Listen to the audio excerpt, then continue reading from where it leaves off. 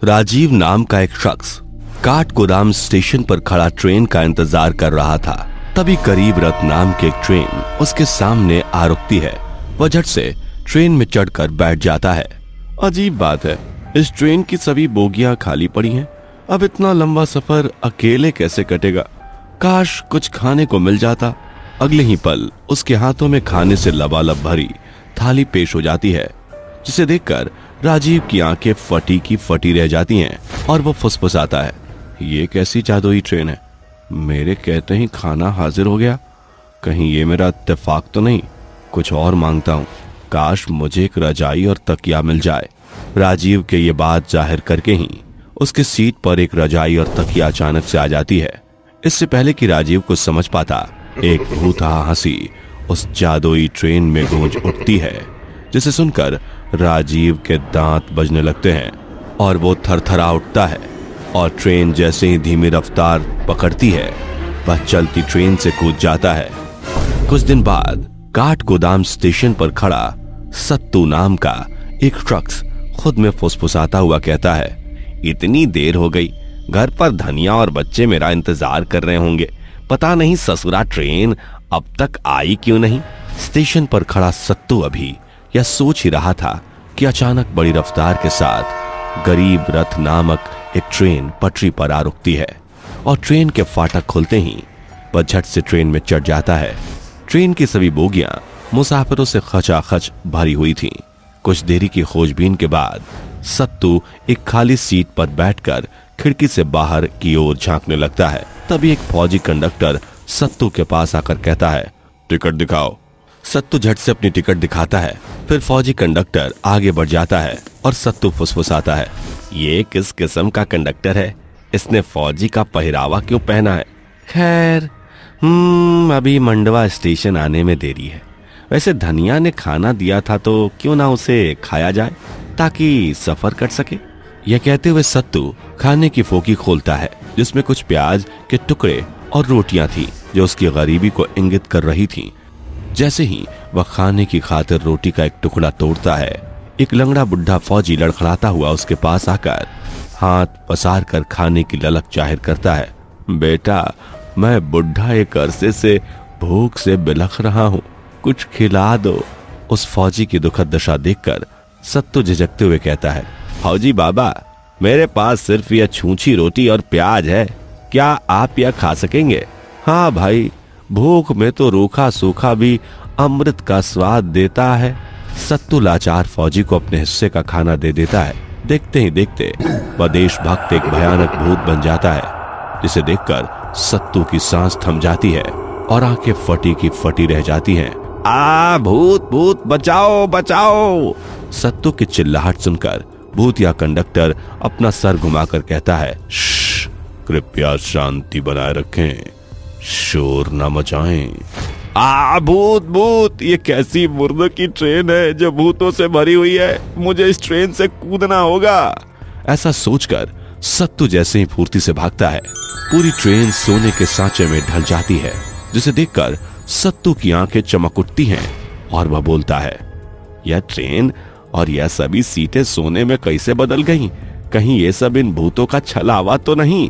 ये सब सच है सत्तू, क्योंकि यह जादुई ट्रेन है जिसमें चढ़ने वाले हर एक मुसाफिर को हम परखते हैं और तुम हमारी उस परख में खरे उतरे हो, इसलिए तुम इस जादुई ट्रेन के खजाने के वारिस ठहरे हो। ऐसा कहते हुए सभी देशभक्त की आंखों की धधकती आग पूरे ट्रेन को घेर लेती है, जिसके साथ सीट समेत सभी बोगियां सोने के सिक्कों से भर जाती हैं। रामदीन का भूत कहता है, आगे बढ़ो सत्तू, इस जादुई ट्रेन के खजाने को ले लो, इसे तुम अपनी गरीबी मिटा सकते हो। तुम्हें जीवन भर हड्डियां गलाकर पेट भरने के लिए अपने जीवन की कुर्बानी नहीं देनी पड़ेगी, जैसे उन सभी ने इस ट्रेन में दिया। तुम सभी देशभक्त किसकी बात कर रहे हो? ऐसा क्या घटा है इस ट्रेन में? इसी के साथ सभी देशभक्त पुराने स्मृति में खो जाते हैं। मुझे आज भी वह मौत की तारीख याद है। काठगोदाम स्टेशन गरीब मुसाफिरों से खचाखच भरी हुई थी।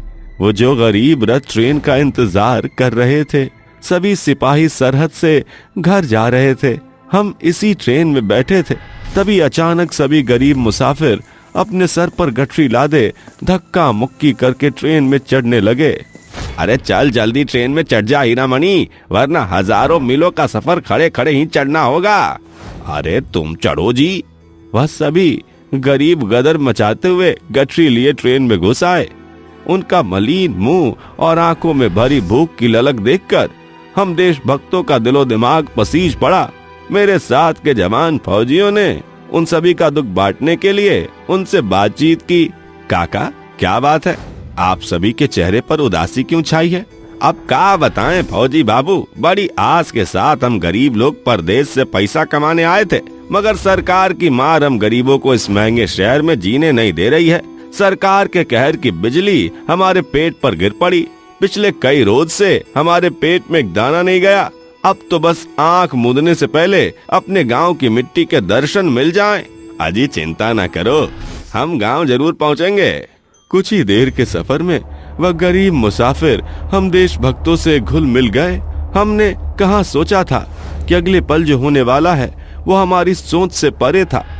कुछ ही देर में ट्रेन का कंडक्टर टिकट चेक करने आता है। ट्रेन की टिकट दिखाओ। टिकट तो नहीं है मेरे पास। तुम्हारा नाम बताओ। लखपत नाम है साहब, ये मेरा साथी हीरामणि है। हा हा हा, नाम लखपत और हाथ में एक फूटी कौड़ी नहीं। तुम गरीब होते ही हो गए गुजरे, बाप की ट्रेन समझकर चढ़ गए हो तुम जैसों को डूब कर मर जाना चाहिए। कंडक्टर के तीखे ताने सुनकर गरीब मुसाफिर हमारे आंखों के सामने पटरी से कूदकर कटकर मर गए। और मौत का ये मंजर देखकर देशभक्तों का दिल दहल उठा और वह भारत माता को दंडवत करके कहने लगे, हे भारत माता, ये क्या हो गया?